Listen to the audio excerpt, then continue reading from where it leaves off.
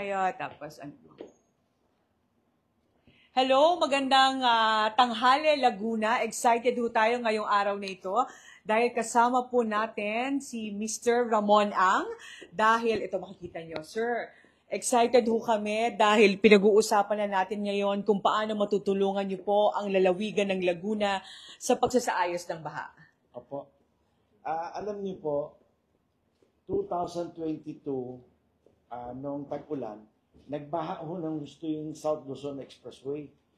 Naalala niyo ba, nagbaha ng gusto yung Bikutan. Dahil may construction project doon na nagkaroon ng problema ng drainage, binara nila. Nasolve natin yon. Nagkaroon din ng baha sa SLEX Sukat. Ganun din, meron din local community project na nagpabaya, nabarahan din yung mga drainage, nasolve natin. Pero ang major project is San Pedro Laguna, sa harapan po ng Alaska Milk. 50 years na po nagbabaha yan.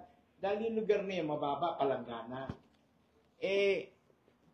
So we took it upon ourselves na tulungan na ito once and for all. Solvein yung problema yon. So, nilinis natin yung mga ilog na yan, San Pedro River, San Isidro River.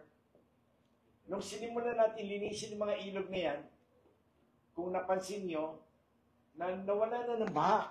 Itong nakaraan ng bagyo, nakita mo ba? Itong nakaraan ng bagyo, yes, 2025. Wala nang baha yung buong South Luzon Expressway. Pero kung nakita nyo itong mapang to, tutuloy po ito hanggang Batangas. Tutuloy po hanggang Batangas yan dahil yung highway niyan from Skyway, South Luzon Expressway to Star Tollway, we will make sure na hindi na yan magkakaroon ng baha lahat ng major thoroughfare ng ating lugar na ito. Kasi otherwise, ano namang kwenta ng mga karsadang yan, kung naman yung nagbabaha. Sir, napag-usapan po natin kanina, 2023, nagsisimula na rin kayong linisin yung mga ilog ng Laguna, tama po? Tahimik lang. So, sir, ano po yung masasabi natin? Excited ho yung mga kababayan ko sa Laguna dahil sa dredging, yun yung pangarap natin, matapos na. Of course, hindi po madaling proseso, pero tsatsagain natin na masolusyonan yung baha sa lalawigan ng Laguna. Kanina po, pinakita ko kay Governor yung video. Lahat po ng ilog natin sa Laguna, pinatayuan yan ng wall. Nung tinatayuan ng wall yan, kung dating lapat ng ilog, ganun kalaki, tinatayuan ng wall yan sa gitna. Tapos habang ginagawa yung wall, tinatambakan ng lupa yan para patungan ng backhoe nila o crane. You know what? After gawin yung wall, hindi na nila inalis yung tinambak nila ng lupa. Yun na nag-cause ng baha ng Laguna. I'm sure it is the same problem all over the country. Yung tayo ng wall sa ilog at yung mga kontraktor nagtatayo ng wall ng ilog, tinatambakan yung ilog para patungan ng backhoe nila at mga heavy equipment nila, pagkatapos hindi na alisin.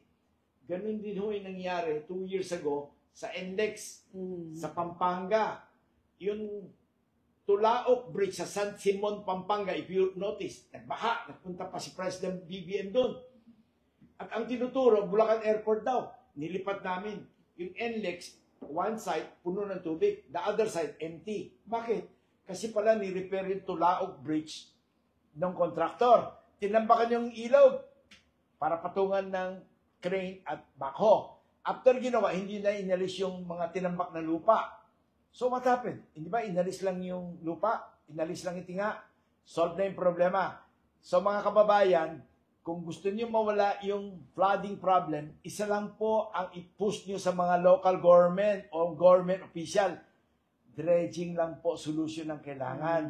Hindi ho puro wall. Yung wall po, puro negosyo lang po yun. Kasi yung wall, di ba, paliliitin mo na yung ilog. Tatambakan yung ilog. O di lalo lumaki ang problema. Yan po. Opo.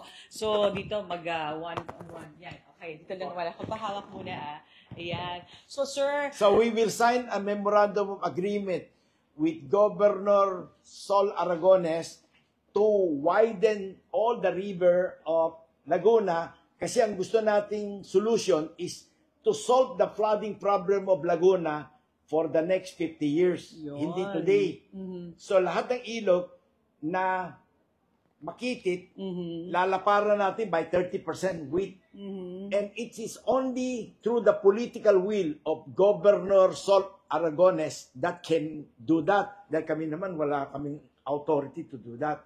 Pag binigyan kami ng authority ni Sor Aragones to do it, 50 years, wala na hong problema yan. Pangarap Yung natin baha yan. ng buong Laguna. Mhm. At kami na rin, taon-taon, ang tutulong mag-maintain yan. Yes. Lilinisin namin yan taon-taon. Mhm. Para sa ganun wala na kayong problema, hindi na kayo